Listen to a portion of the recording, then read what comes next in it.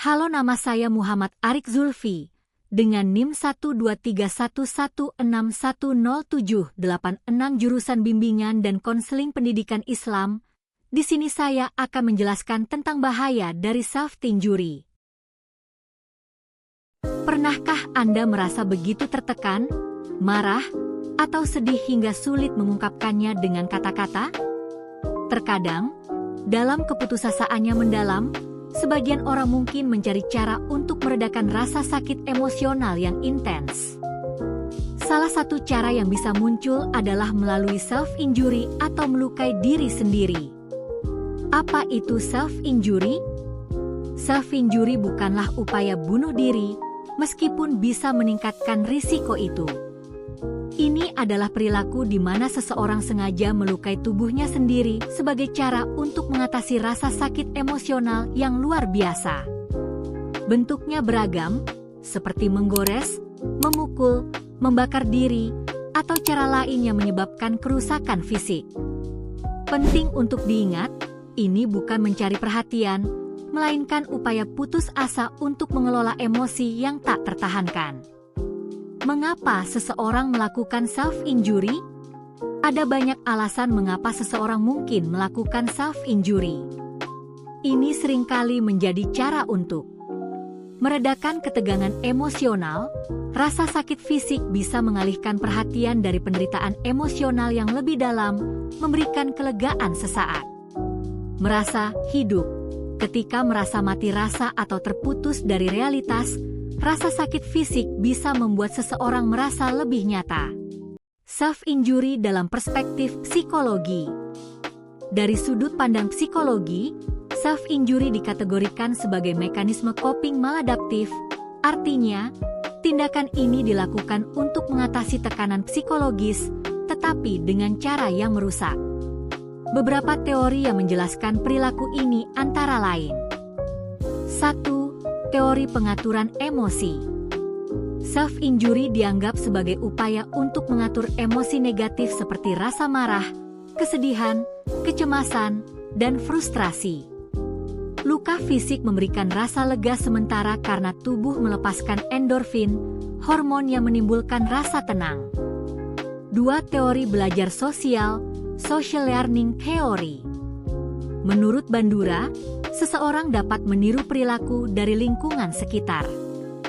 Jika seorang remaja melihat teman atau tokoh di media sosial melakukan self-injury, mereka mungkin terdorong mencoba karena dianggap sebagai cara yang berhasil untuk mengurangi stres. 3. Dissociation dan trauma. Banyak pelaku self-injury mengalami trauma masa kecil seperti kekerasan, pelecehan, atau pengabaian. Luka fisik menjadi cara untuk membumi kembali dari kondisi disosiative, ketidakhadiran secara mental. Self-injury dalam perspektif sosiologi. Dari perspektif sosiologi, self-injury tidak hanya dilihat sebagai masalah individu, tetapi juga sebagai gejala sosial. Masyarakat modern yang cenderung individualistis, kompetitif, dan penuh tekanan dapat mendorong munculnya perilaku menyimpang sebagai bentuk protes terhadap sistem. Beberapa aspek sosiologis yang relevan. Alienasi sosial, individu merasa terasing dari lingkungan sosialnya, tidak merasa dihargai, sehingga beralih ke perilaku menyakiti diri. Kurangnya relasi sosial bermakna. Ketika seseorang kehilangan ikatan sosial yang sehat, mereka rentan terhadap gangguan mental dan self-harm. Budaya kompetisi dan standar sosial, harapan yang terlalu tinggi dari keluarga, sekolah, atau media sosial dapat menimbulkan tekanan berlebih, terutama pada remaja. Menghukum diri sendiri, perasaan bersalah, malu, atau tidak berharga bisa mendorong seseorang untuk melukai dirinya sebagai bentuk hukuman. Mengungkapkan emosi yang sulit diungkapkan. Ketika kata-kata tidak cukup, self-injury bisa menjadi bahasa untuk menunjukkan seberapa besar penderitaan yang dirasakan. Mendapatkan kontrol. Dalam situasi di mana seseorang merasa tidak memiliki kontrol atas hidupnya, self-injury bisa memberikan ilusi kontrol atas tubuhnya sendiri. Self-injury seringkali merupakan gejala dari masalah kesehatan mental yang mendasari, seperti depresi, kecemasan, trauma, gangguan makan, atau gangguan kepribadian. Tanda-tanda dan cara mendekati orang yang melakukan self-injury. Mengenali tanda-tanda self-injury bisa jadi sulit karena seringkali disembunyikan. Beberapa tanda yang mungkin terlihat antara lain: luka atau bekas luka yang tidak dapat dijelaskan. Selalu mengenakan pakaian lengan panjang atau celana panjang, bahkan di cuaca panas. Menarik diri dari teman dan keluarga. Perubahan suasana hati yang drastis. Mengungkapkan perasaan putus asa, tidak berharga, atau kesepian. Jika Anda mengenal seseorang yang Anda duga melakukan self-injury, ingatlah beberapa hal ini. Jangan menghakimi, pendekatan dengan empati dan tanpa penghakiman sangat penting.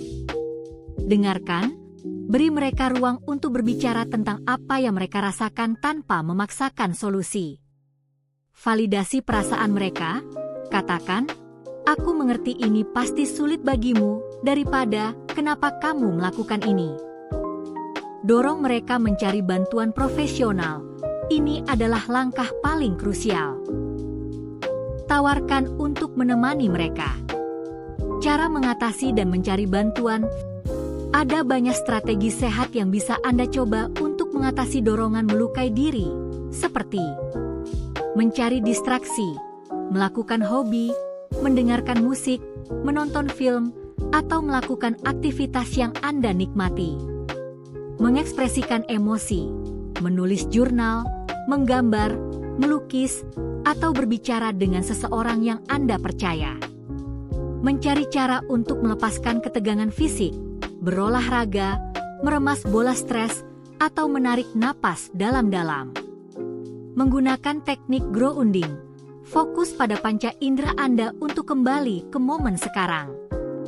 Yang paling penting adalah mencari bantuan profesional. Terapis, psikolog, atau psikiater dapat membantu Anda memahami akar masalah dari self-injury dan mengajarkan strategi coping yang lebih sehat. Jangan ragu untuk mencari dukungan dari keluarga, teman, atau kelompok dukungan. Anda tidak sendirian. Ada bantuan.